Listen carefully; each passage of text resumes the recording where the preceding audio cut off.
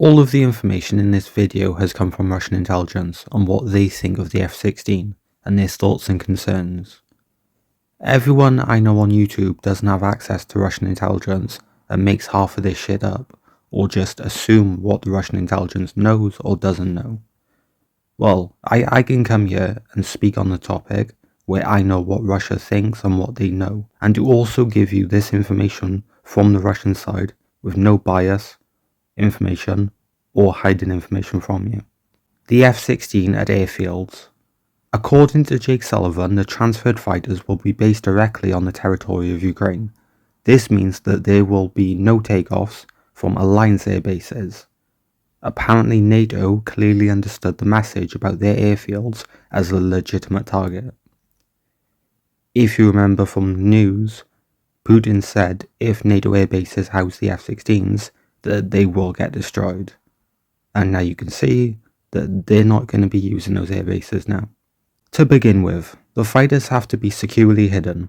Ukrainians should once again thank the USSR for building them powerful shelters at some airfields in the Lviv region, capable of withstanding even a direct hit. Therefore, the main task of our reconnaissance will be to identify the locations where the F-16s are based and where they prepare for takeoff, during which they can be destroyed. We must understand that the F-16s are too important for the armed forces of Ukraine. They will be carefully preserved, as a result of which direct air battles should not be expected. According to available information, at the end of July, Ukraine will have 11 to 16 aircraft. Most likely at the beginning, they will be used either for an ambush in conjunction with works of AWACS or as the next carriers of Storms and Scalps. Storms being the Storm Shadows, the British cruise missile launched from Ukrainian airplanes, and then Scalps being the US-made missile. They can also fire JDAM bombs at our positions, but this is a riskier option. I just mentioned AWACS, and many people are probably scratching their heads and saying, but Ukraine doesn't really have AWACS. But a little known fact is the US, UK and other NATO nations fly their AWACS in the Black Sea, close to Russia, and report all of the information they observed directly to Ukraine. So in this situation, NATO will monitor the airspace and pick targets for the F-16s to destroy. Which sounds a lot like NATO being involved in the war, but apparently they are not. Then you might ask, why don't Russia just shoot them down? And the answer to that is Russia isn't stupid, and is not going to start World War III over some AWACS. So instead, they keep an eye on the NATO AWACS in their airspace, international airspace, and look for gaps in between their rotations, as AWACS aircraft have to go home, refuel, the crews need rest and the mechanics need to service the aircraft, as if the aircraft stays in the air 24/7, a lot of parts are going to break and go wrong, and then the aircraft will just crash. So they have to return to base at some point. Russia also launches a lot of decoy aircraft and missiles, so it's extremely hard for NATO AWACS to select a suitable target for Ukraine. This is a common tactic of Russia. They are very smart, and all the propaganda about them being stupid just makes them even more successful in the skies over Ukraine. The next section of the video is are F-16 Block 52s and higher aircraft an effective tool for solving problems? At its core, this is the most popular 4th generation fighter in the world, which is in service with 25 countries. I'm going to do a pros and cons list of the F-16 in Ukraine. First I will list all the pros and then we'll move on to the cons. On the pro side, it has a decent flight characteristics, ease of operation, low price, good visibility, which gives the pilots an advantage in air combat. Suitable layout for electronic units, as a result, ease of maintenance of the engine and other components, long service life. Okay, now for the disadvantages. Among the disadvantages, low speed, low combat radius, single engine design, which reduces the reliability of the aircraft. For every 1 hour the F-16 is in the air, it needs 17 hours of maintenance on the ground. This can add up, and with such a small number of F-16s, they will most definitely spend most of their time on the ground. Also, the spare parts need to be bought from the US, which doesn't sound like a problem until a single part they need takes 5 months to arrive. This happens to a lot of NATO air forces who operate the F-16. As for the pilots, the first 10 Ukrainian pilots will complete the basic flight training course by September 2024, and only then will they go to Romania to master the F-16. The situation with pilots is questionable since the full course of training requires much more time, and being able to fly is not the same as being able to fight. In addition, after training, you need to fly a lot of hours to practice what you've learnt in flight school at the proper level. This indicates that ready-made pilots from NATO countries will fight, otherwise they will not be able to conduct confrontation at the proper level, and will get lost or simply stand at a distant airfield waiting for a cruise missile to strike them. It has been rumoured among Russian intelligence that these promises to train Ukrainian pilots by the end of 2024 are most likely a cover for real preparations for sending active aces from the United States and European countries to Ukraine.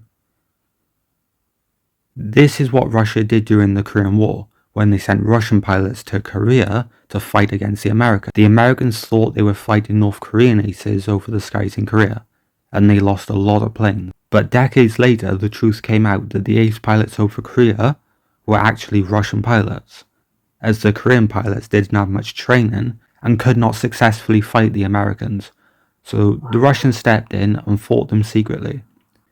So Russian intelligence thinks this is what the US is going to do in Ukraine. Landing and taking off from roads. This has been talked about a lot in the news over here and many other places, but this is insane and cannot work for the F-16. Don't get me wrong, there are many aircraft that can do this with ease and are even built to do this.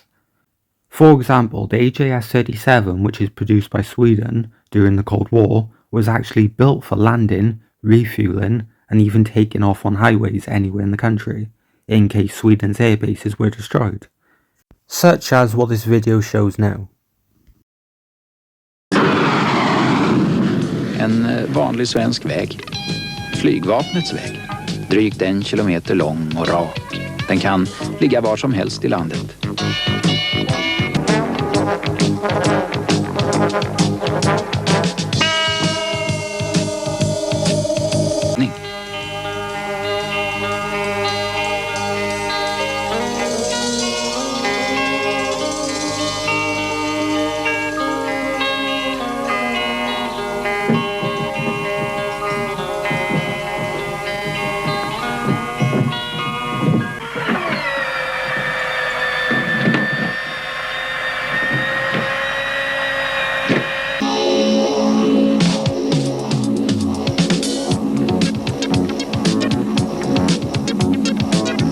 Then you have an aircraft such as the F-18, which could easily land and take off on long stretches of highway.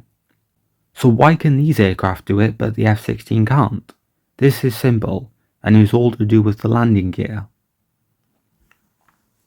The landing gear on the F-37, F-18, and other carrier-borne aircraft are built with reinforced heavy-duty landing gear to withstand the impact of landing on aircraft carriers.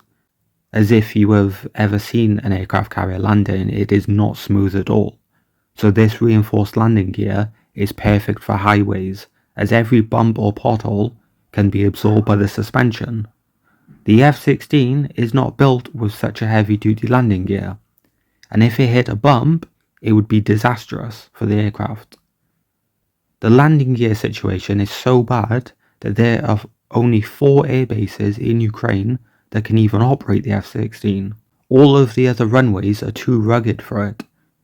I do not know why Ukraine has to choose the F-16 over the F-18, which they turned down from Australia, who were scrapping them for the new F-35. But the F-16 is easier for Russia to combat, so I consider it a win anyway. Why has the airfield in Mirgorod been attacked several times already? Another attack was carried out on the airfield recently. The enemy stated that reconnaissance UAVs were observed in the sky. There is information that the Russian armed forces are searching for air defense and finishing off the remaining aviation of the Ukrainian armed forces, which unfortunately they have. There are no concrete shelters at the airfield. It is considered a frontline jump airfield, which airplanes arriving from western Ukraine are also refueled here. Having deprived the enemy of this site, we are actually forcing aircraft to be pulled from distant borders to airfields in the central part of Ukraine. All this reduces the chance of protecting enemy aircraft. There is information that this particular facility will become the location for the F-16. In this case, the long-awaited planes will face a solemn and public execution. The important news is that reconnaissance UAVs are increasingly penetrating deep into Ukrainian territory, and Ukraine is systematically failing to cope with them. The destruction of an air defense system contributes to potential large-scale monitoring of key Ukrainian armed forces facilities, with greater damage to forces. The attacks on Mirgorod forced the Ukrainian General Staff to strengthen the defense of airports. By the way, there is a possibility that the new batch of Patriots from Germany arrived precisely to cover these airports. Here it is important to pay attention to the fact that constant attacks by Russian missiles on industrial facilities of Ukraine, various air defense systems, as well as effective defeats of air defense, in total, greatly reduces its capabilities on the battlefield. But it is important to gain momentum and to take into account the potential strengths of Ukrainian air defense. In the event of large deliveries, especially since the transfer of equipment is increasingly taking place secretly. Ukraine's air defense is strengthening, and in the near future we will see more missile strikes, not against airports, but against critical infrastructure.